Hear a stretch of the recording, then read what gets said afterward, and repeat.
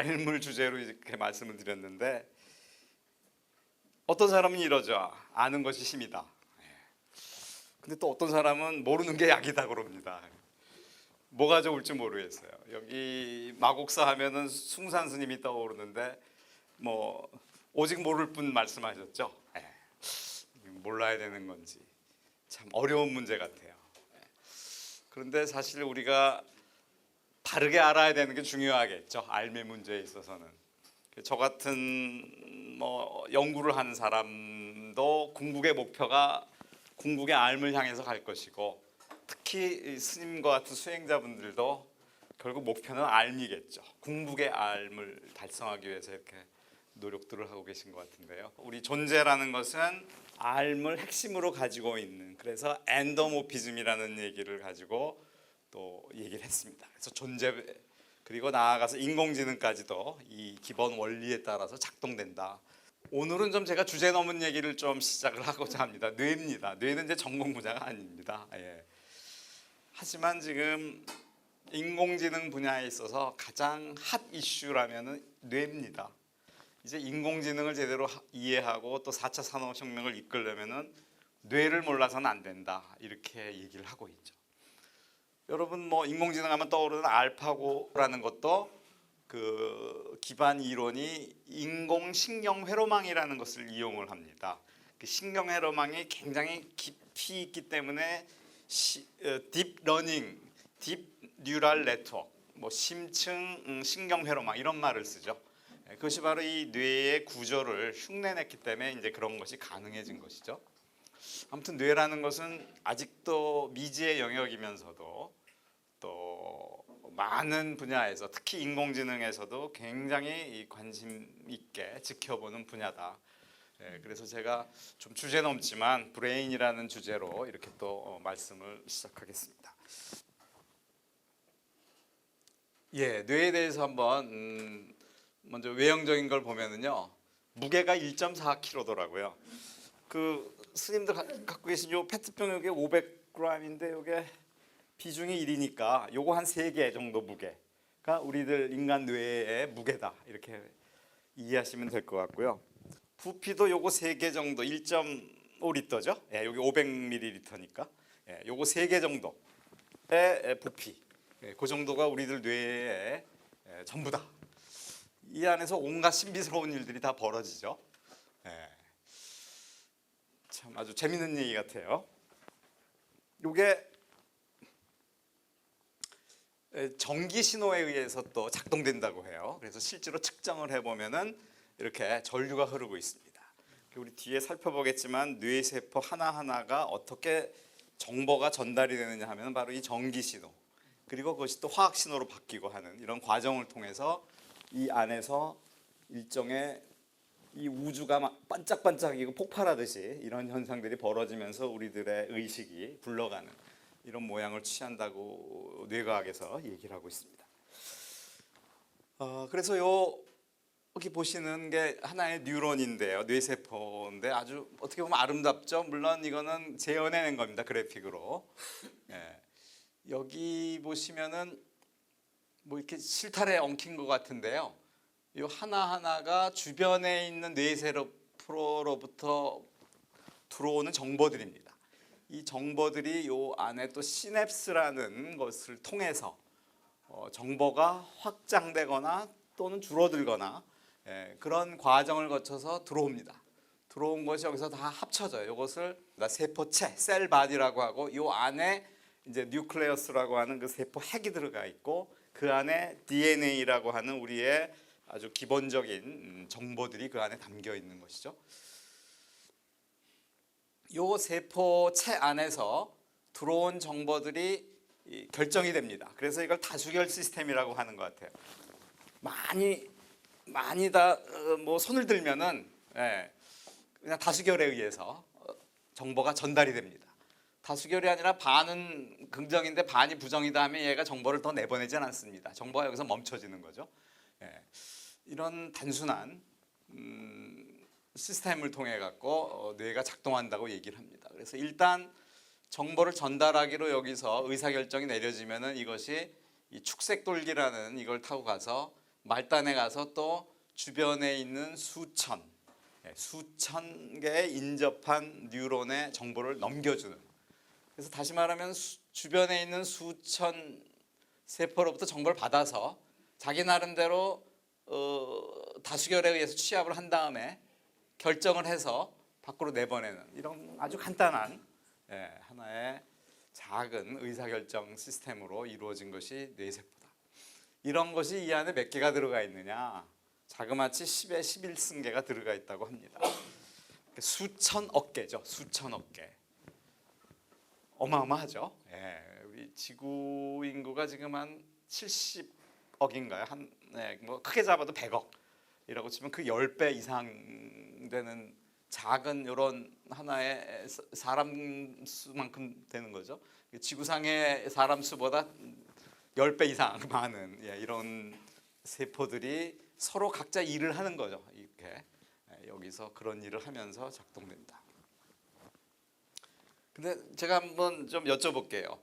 여기 이렇게 실제 이제 잴 수가 있죠. 이 길이를 이걸 덴드라이트라고 하고 수상돌기 이거를 축색돌기에서 밖으로 나가는 것이라고 하는데요. 이게 다 이렇게 선으로 연결돼 있죠. 이 길이를 다 재봤답니다. 재보면 어느 정도가 될지 한번 추정을 해봤는데 얼마나 될까요? 우리 몸속에 이런 것들이 이렇게 실타래처럼 좀 뻗어 있는데 이거를 실제 길이를 측정해 보면 얼마나 될지. 여기 답이 나왔나요? 저도 이 얘기 듣고 깜짝 놀랐습니다. 뭐 기껏 해봐야 뭐 그저 한 10m 될려나 다 연결하면은 아니면 뭐 멀어봐야 그저 한 서울에서 한 뭐 대전이나 부산 정도 그래도 좀 놀랄만한데 그게 아니라 지구를 25바퀴 도는 거리 이만큼 된다고 해요. 이게 우리 몸이 요 작은 몸 안에서 그러니 우리 몸이 얼마나 신비의 영역인지 해부학적으로도 정말 놀랍습니다. 그 엑선 브랜치라고 하는데 요 엑선에서 나온 요 가지들이죠. 요것이 얼만큼 되느냐 이걸 재보면은 물론 추정된 값이지만 10의 7승 즉 지구 250바퀴 도는 거리 말도 안 되는 거리만큼 이 안에서 신경 가닥들이 뻗어 있는 거죠. 이것들이 동시다발적으로 작동하면서 뇌를 작동시키고 그거에 의해서 우리는 또 의식이 일어나고 이런 아주 굉장히 신비스러운 영역이 뇌가 아닌가 하는 얘기를 합니다. 뇌과학적으로 자아라는 개념을 한번 좀 정리해봤습니다. 우리는 보통 이게 바로 무명중생이 갖는 것이 바로 실체적인 자아가 있다, 하나의 독립적인 개체가 있다고 생각을 하지만 뇌과학의 관점에서는 그렇지 않다는 얘기죠. 집단 아메바죠. 아메바라는 게 조금 전에 뇌세포 하나죠. 굉장히 아메바처럼 단순합니다. 들어온 주변 정보를 받아서 보낼지 말지를 판단해서 그냥 보내거나 말거나 이것이 하는 일의 전부인데 그렇기 때문에 아메바적 의식이라고 했죠. 근데 이것이 10의 11승계나 되는 어마어마한 양이 이 안에 존재하고 있고 이것들이 이 작은 것들이 일을 하다 보면은 놀라운 일을 한다는 거죠. 상호 협력해 가면서 우리는 그런 작용을 마치 하나가 움직이는 것처럼 우리는 느끼는 거죠. 우리의 의식은 마치 하나가 체계적으로 생각하는 것처럼 생각하지만 이 안을 들여다보면 어마어마한 게 많은 개체들이 각자 일을 해나간다는 거죠. 뭐 마치 왕 회장님은 혼자서 다 회사가 다 돌아가고 자기 마음대로 다 되는 것 같지만 실제 들여다보면 그 안에 있는 말단 직원들이 진짜 일들을 하는 거죠. 맨 위에 있는 그 왕 회장은 자기가 다 알아서 하는 것처럼 느끼겠지만 물론 역할도 있죠. 관리 감독을 하니까. 하지만 실제로는 이런 수많은 하나의 개체들이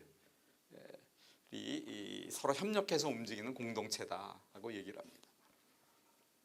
좀 더 풀어보면은 지구 70억이네요. 70억인기보다 수십 배나 많은 개체들이 수천억 개가 되는 개체들이로 구성된 초대형 공동체다. 이 공동체가 이 일을 원활하게 하기 위해서 하나의 대표자를 내세웠는데 그것이 의식이고 거기서 자아의식이 나오고 있다 하는 거죠.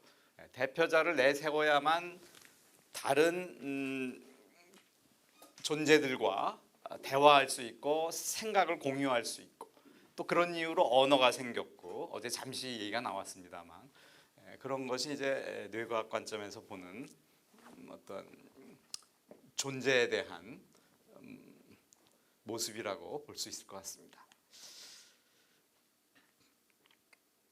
자, 이 뇌가 그러면은 태어날 때부터 원래부터 이렇게 생겼느냐? 그것도 아니라고 해요. 진화론적으로 한번 좀 풀어보기 위해서 제가 좀 그림을 그려봤는데요. 예. 자, 우주 빅뱅부터 이제 출발을 하죠. 예. 제가 어제도 잠깐 말씀드렸는데 제가 이거 사실 블랙홀입니다. 예, 빅뱅이 아니죠. 그림 세계 최초로 한 달 전인가 발견이 됐죠. 찍었죠 사진을. 예, 이게 바로 블랙홀이죠. 근데 블랙홀과 빅뱅을 왜 이 그림을 썼냐면은 죽음이 곧 시작이죠. 블랙홀이 들어가서 화이트홀로 나오죠. 그 사이 길을 웜홀이라고 하죠. 벌레같이 쭉 우리가 죽으면은 터널을 이 임사 체험자들 보면은 터널을 쫙 어디로 가더라. 그 터널이 바로 웜홀이라는 얘기도 하죠. 웜홀을 따라서 가면은 거기서 또 새로 태어나는 화이트홀로 나오고 화이트홀에서 태어난 존재가 팽창하는 게 바로 빅뱅이죠.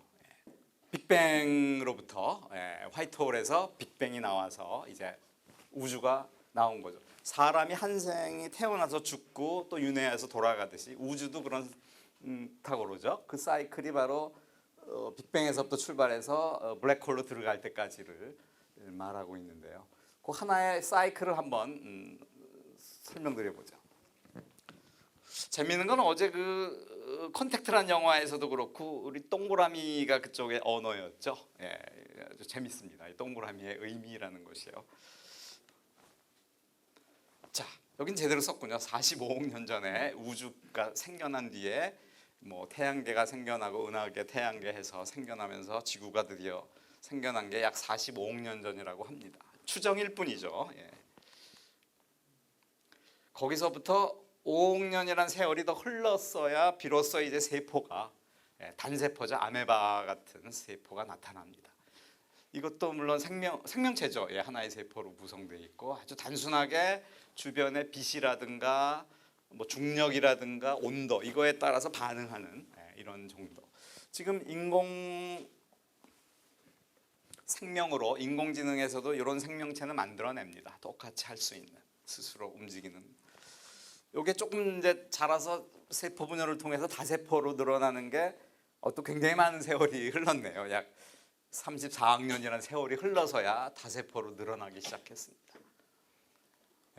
현재 인공지능에서 인공생명체를 만드는데 이게 약 한 300개 정도를 가지고 있는 세포를 만들었습니다. 그거 뒤에 꼬마 선충이라고 이름을 붙였는데 그걸 그대로 흉내낼 수 있는 인공적으로요. 그것까지 만들어 얘기를 아마 오늘 저녁쯤에 말씀드릴 수 있을 것 같네요. 아무튼 다세포라는 게 6억 년 전, 사실은 상상이 안 되는 세월입니다만 나왔다고 합니다. 그로부터 약 4억 년이 지나서 드디어 파충류가 나타나기 시작했죠. 이때부터 아마 뭔가 뇌라는 개념이 조금씩 나타나기 시작하지 않았는가. 이게 우리 요 안쪽에 있는 간뇌에 해당되는, 즉 본능을 관장하는, 추우면은 떨고 뭐 무서운 걸 보면 근육이 긴장하고 뭐 이런 것들이죠. 이런 기본적인 것들이 작동되는 이런 걸 담당하는 뇌가 아마 요즘에 생기지 않았는가. 2억 5천 년 전이네요. 그 다음에 이제 포유류가 생겼죠. 이 파충류만 하더라도 상황 인지 능력이 없습니다. 그냥 먹이만 쫓아갈 뿐이에요. 자기가 잡아먹히는 건 생각 안 하고 전체적인 상황을 고려 못해요. 자기가 그 정도 의식을 갖고 있는데 포유류가 되면은 이제 자기를 시공간상에 배치해 갖고 전체적인 상황에 대한 인지가 가능한, 상당히 놀라울 정도로 이제 뇌가 발달되는 거죠. 그러면서 약간의 감정도 표현을 합니다. 이게 이제 변형계라는 그 뇌에서 이걸 구피지라고 하는데 그 영역이 발달되게 됩니다. 그게 2억 년 전이네요. 한참 전이죠. 네, 그로부터 약 1억 한 3천만 년 정도가 더 되나요? 네, 지금 하도 숫자가 많아서 상상이 안 되는데 인류가 나타나는 건 지금으로부터 약 700만 년 전에 불과하다고 합니다.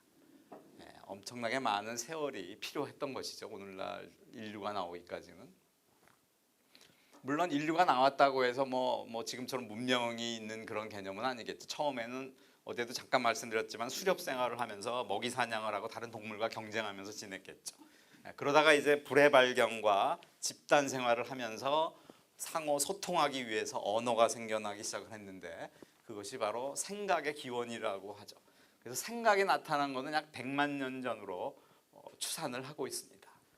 불을 사용했다는 근거도 이 정도로 거슬러 가고요. 그래서 불을 사용하면서 좀 더 이제 지능이 새로운 알미 형성이 되면서 아주 높은 지능을 발휘했던 거죠. 그래서 언어라는 것도 개발을 하고 그렇게 돼서 언어가 개발되다 보니까 생각도 나타나고 이런 식의 뇌의 발전과 결국은 단세포부터 출발했습니다만 이게 단세포가 이제 여기 와서는 10의 11승계 수천억 개로 늘어난 것이죠.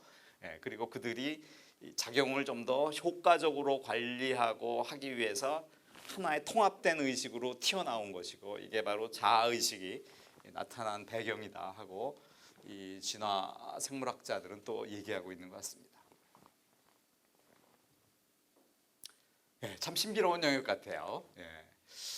지금 말씀드린 거를 뇌의 그 발전상에 비추어서 다시 한번 정리한 사람이 바로 그 뉴욕대의 카쿠라는 교수인데요. 그분은 의식의 단계를 4단계로 나눠놨습니다. 첫 번째 단계를 이 박테리아 단계에서 이게 바로 이제 뭐 단세포 정도 레벨이라고 봐도 되겠죠. 여기도 뭐 구피질에서 얘기는 하고 있습니다만 아주 원시적인 단계의 의식이라면은 파충류 레벨로 올라오게 되면은 원시피질과 구피질 여기 노란색 부분이 이제 이성을 관장하는 인간이 갖고 있는 거라고 얘기하는데 실제로 파충류도 어느 정도는 있겠죠. 자기들끼리 소통하고 하는 포유류 가면은 여기 좀 색깔이 좀 달리 나오는데 좀 더 노란색이 많아지고요. 뇌 규모도 커지고 있습니다. 인간은 거의 운동신경이나 감각기관은 포유류보다 떨어집니다. 동물보다 떨어지지만 대신에 이 노란색 부위 이게 바로 우리 이 사고하는 부위들이죠. 연합 영역이라고 하는 심피질이라고 하는 사고 영역이 점점 크게 발달돼서 다른 부분은 상대적으로 쇠퇴돼 있죠. 그래서 우리 오감 능력은 동물에 비해서 많이 떨어지죠. 우리들은 후각도 그렇고 뭐 시각도 그렇고요. 하지만 대신 우리는 이 사고의 능력이 점점 발달돼서 오늘날의 모습을 갖게 됩니다. 그래서 이거를 제로 단계 의식이라고 하고요. 원시 단계, 박테리아 같은 움직임 정도, 단세포나 다세포 정도의 움직임을 갖는 것을 제로 단계 의식이라고 얘기하고 파충류 레벨을 1단계 의식, 포유류를 2단계 의식, 마지막으로 인간 레벨을 3단계 의식이라고 분류를 해서 얘기를 하고 있습니다. 좀 더 정리해 보자면은 이거는 원시 의식이고요. 이거는 본능에 충실한 아주 본능적으로 살아가는 것. 여기서는 감성적인 것까지 관장하는 것. 여기서는 이성적인 것을 관장하는 것. 이렇게 볼 수도 있을 것 같습니다. 뇌과학 하는 분들은 이렇게 설명하더라고요. 이렇게 손을 요 엄지 손가락을 이렇게 가운데 집어넣고요. 요걸 이렇게 말아서 접으면은 요게 뇌와 유사하다고 합니다. 그런데 요 손끝 있는 부분, 요것이 이제 본능을 관장하는 부분이고요. 본능을 간뇌. 그다음에 요 손바닥 안쪽, 요것이 이제 변형계라고 해서 감성을 담당하는 부분이라면은 이 손바닥 겉에 표면, 이 부분이 바로 이성을 담당하는 연합 영역. 이렇게 우리가 좀 구조적으로는 좀 이해하기가 쉽다 그렇게 보면은 이렇게 설명을 하더라고요. 그래서 그 각각이 우리가 이게 없는 게 아니라 이게 이제 퇴화됐을 뿐이지 맨 가운데 들어가 있는 거죠.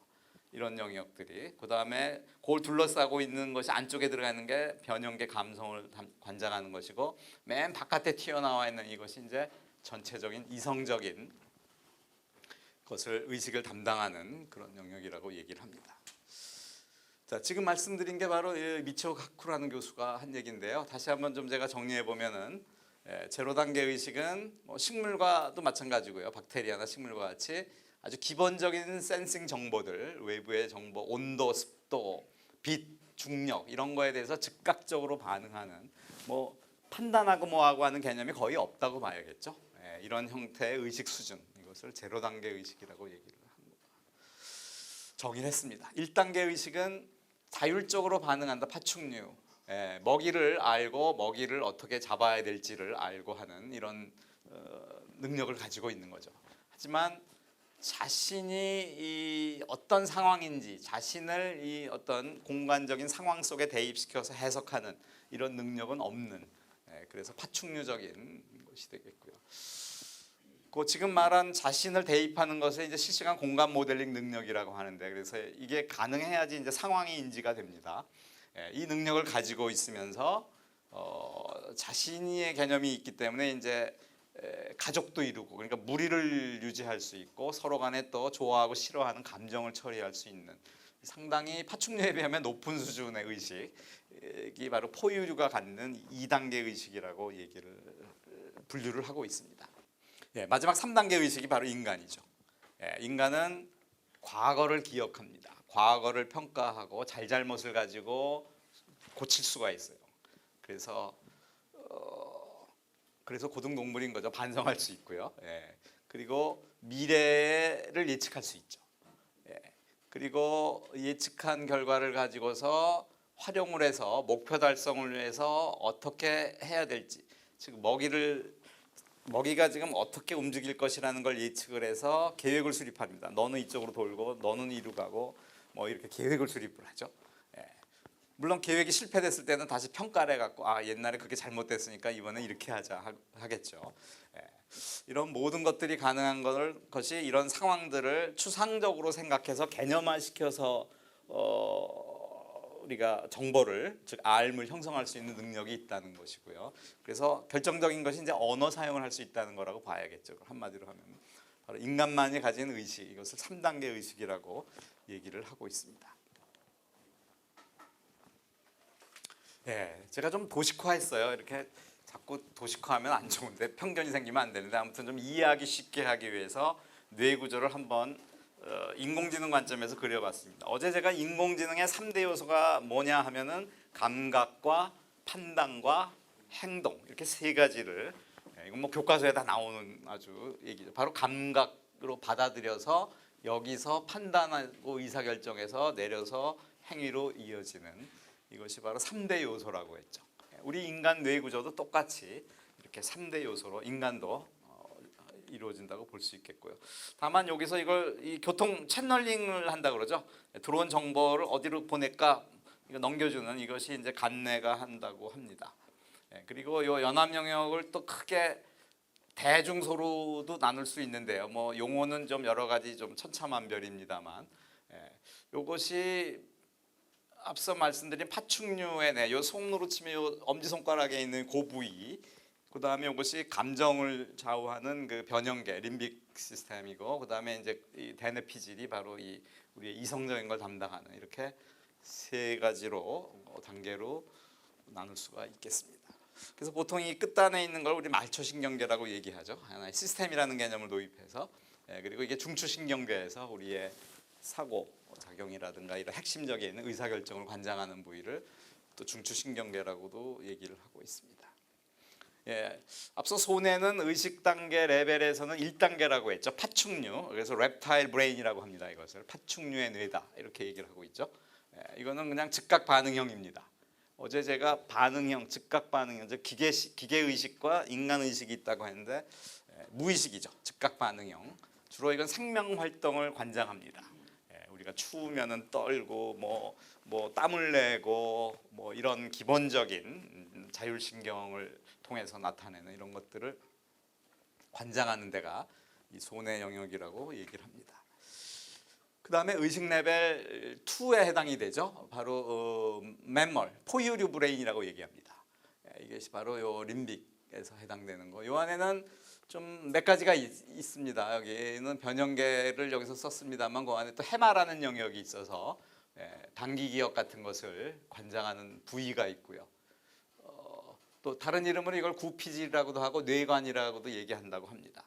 역시 우리의 좀 우리의 의식 차원에서 보면은 무의식에 해당되는, 우리가 안에서 그냥 거의 자동 처리되는 이런 개념으로 처리가 된다고 하는 것이 중뇌에 해당된다고 볼 수 있겠습니다. 마지막으로 대뇌는 이제 바로 휴먼 브레인이라고 얘기하죠. 인간입니다. 아까 의식 레벨로 치면은 3단계 의식 레벨이 되고요. 심피지라고도 얘기하고 이성을 담당하고 있고, 여기 주로 이제 장기 기억들이 여기에 퍼져 있는 거죠. 우리들의 그 기억, 우리의 알미 사는 공간, 처소라고 할 수 있는 장기 기억들이 있고, 그래서 의식을 주로 의식적인 것들을 여기서 처리가 된다고 얘기합니다. 굉장히 넓게 퍼져 있기 때문에 뭐 앞부분, 뒤통수 부분, 뭐 옆부분 이렇게 다양하게 얘기를 하고 있죠. 예, 그래서 주로 앞부분은 사고하고 언어를 해석하고, 예, 어제도 잠깐 그 뭐 안화 전두엽이라는 얘기가 나왔었는데요. 앞부분 또 해석하고 통합하는 건 두정 옆에서 이 뒤통수 부분, 이쪽이 들어온 정보들을, 오감으로 들어온 정보들을 종합해서 그것을 언어화해서 전두엽으로 전달해주는 이런 역할을 하는 게 이 두정엽에서 하는 일들이 됩니다. 조금 이따가 좀 더 자세히 살펴보도록 하겠습니다. 기타 우리 눈과 귀 위치에 따라서 좀 가깝게 이런 것들이 처리하는 또 부분들이 있죠. 그래서 이런 것들로 이루어진 것이 우리들의 뇌를 좀 구조적으로 살펴본 모습이라고 할 수 있겠습니다.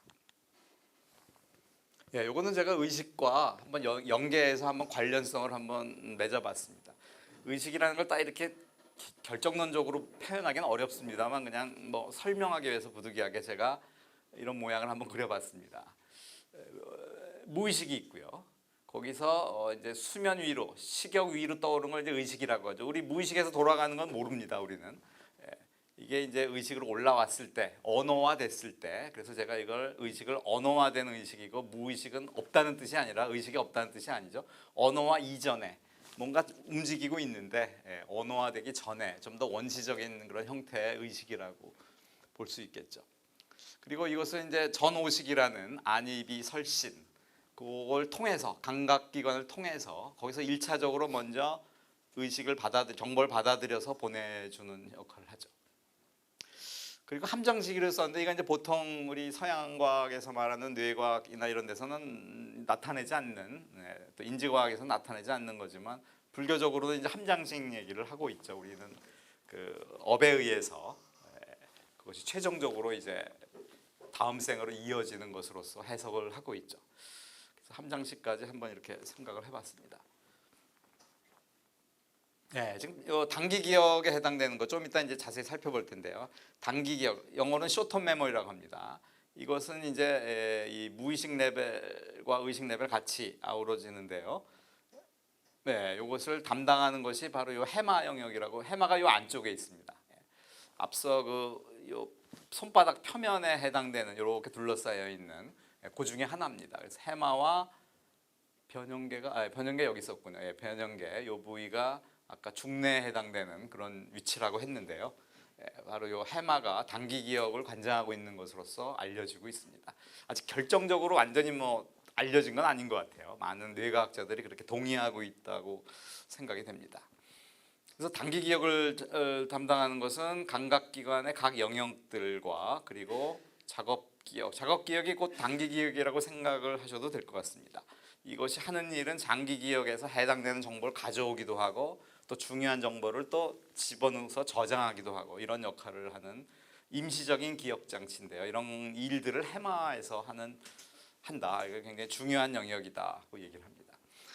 그래서 이 부득이한 사고에 의해서 이 해마를 다친 사람이 나올 수가 있는데요. 이 해마를 다친 사람들은 단기 기억이 제대로 작동이 안 된다고 합니다. 그래서 장기 기억으로 저장이 안 돼요. 그러다 보니까 20초 전에 했던 기억을 또 까먹습니다. 단기 기억이 굉장히 중요한 일을 한다. 장기 기억은 대뇌에 골고루 퍼져 있다고 보통 얘기를 합니다. 그래서 대뇌 각 부위에서 이 장기 기억에 관련된 것을 담당한다. 이 함장기역에 대한 거는 좀 불교적인 독특한 개념이기 때문에 좀뭐 어렵습니다만 어떤 사람들은 이 송과체라는 굉장히 쭈글쭈글한 이런 영역이 있는데 이게 이제 전생에서부터 갖고 온 그 업장들이 그 안에서 살아있는 동안에 작용하는 또 뭐 인지과학이나 이런 데서도 잠재의식이라는 말로 또 이런 걸 표현하기도 하더라고요. 그래서 이런 것들이 송과체 부위에 있지 않느냐 이런 얘기들이 있는 것 같습니다. 그래서 몇 가지 종류의 이 기억들이 우리의 뇌에 존재하고 있다 하는 것을 한번 살펴봤습니다. 자, 이 그림은 어제도 좀 보여드렸던 그림인데요. 뇌라는 것도 알고 보면은 바로 이 기억이 대다수란 얘기죠. 지금 단기 기억, 장기 기억을 말씀드렸지만요. 그리고 이걸 이용을 해서 이제 미래를 예측하고 하는 거. 우리들이 지능적이고 지능적 존재라고 하는 것은 바로 별게 아니다. 현재 정보를 받아들이고 그것을 언어화된 방법으로 저장을 해갖고 그래서 과거의 기억들, 중요한 사항들을 기억을 하고 있고 이걸 토대로 해서 작용에 의해서 미래를 예측하고 이것이 우리들 인간의 어찌 보면은 다다 그 외에 발견이 안 된다 이렇게 얘기를 하고 있는 것 같습니다. 그래서 이 뇌과학에서는 바로 이 기억에 관련된 부분 그리고 이 기억들이 어떤 메커니즘에 의해서 작동되는가 이것을 알아보는 것이 이 뇌과학의 중요한 의미라고 생각이 됩니다. 조금 더 자세히 살펴봤네요. 이거 뒤에도 다시 나옵니다만 지금 단기 제가 그림을 이렇게 그렸어요. 그냥 어떤 메모장처럼 그렸습니다. 얘는 영원히 기억되지 않기 때문에 딱 20초가 기억이 된다고 하죠. 그래서 기억을 오래 하려면은 이 되새김질을 계속 해갖고 20초마다 자꾸 말로라도 되뇌이면서 우리가 뭐 전화번호 뭐 잠깐 전해 들으면은 계속 외죠 입으로 이거 잊어버릴까봐 망각을 합니다. 기본적으로 시간이 지나면 망각이 되죠 자동으로. 그래서 이 단기 기억이 하는 중요한 일들은 바로 여기서 들어온 정보들 여기 센싱 장치로부터 기관으로부터 들어온 정보들은 일단 이 작업 기억에 모이죠. 현재 들어온 정보들. 현재 들어온 팩트들입니다. 이 팩트들이 여기서 정리가 돼 갖고 필요에 따라서 장기 기억 장치에 아주 중요한 사건들 뭐 배신을 당했다거나 뭐 이런 거 이제 일화 기억이죠. 어떤 현실에서 일어난 하나의 에피소드 일 이런 것들이 이제 저장이 되고 혹은 학교에서 배운 것들 뭐 지금 현재 미국 대통령은 트럼프다. 뭐 이런 배운 정보들 이런 것도 필요하면 기억이 되겠죠. 그 다음에 또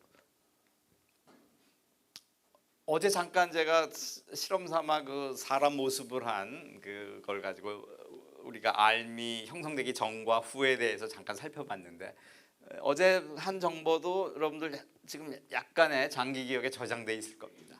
그리고 새로운 게 들어오면 그거에 비추어서 또 한번 인출을 해갖고 확인하고 아 그거 정보구나. 어제 말탄 카우보이 기억하실 겁니다. 그런 것.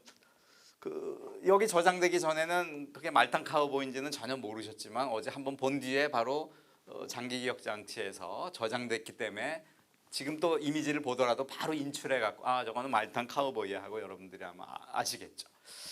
그런 식으로 이 장기 기억 장치와 단기 기억 장치는 연결돼서 여러 가지 중요한 일들을 처리하게 됩니다.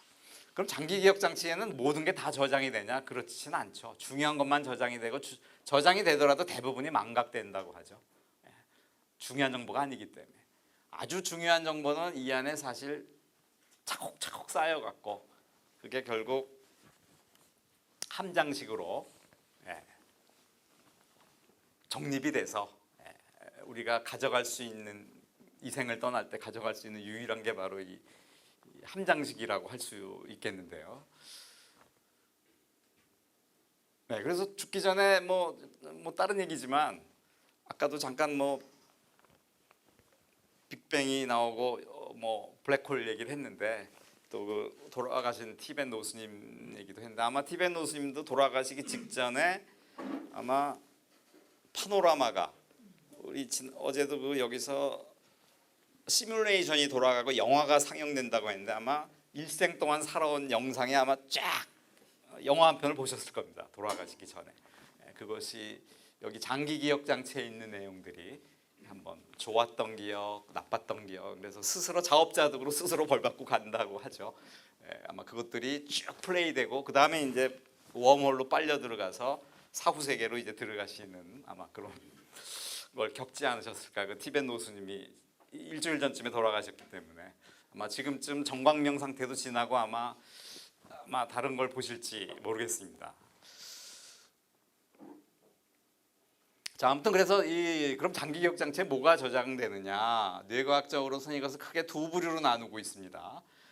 하나는 절차 기억, 하나는 서술 기억 이렇게도 얘기했는데 이거는 혹은 다른 말로 외형 기억, 암묵 기억 이렇게도 분류를 합니다.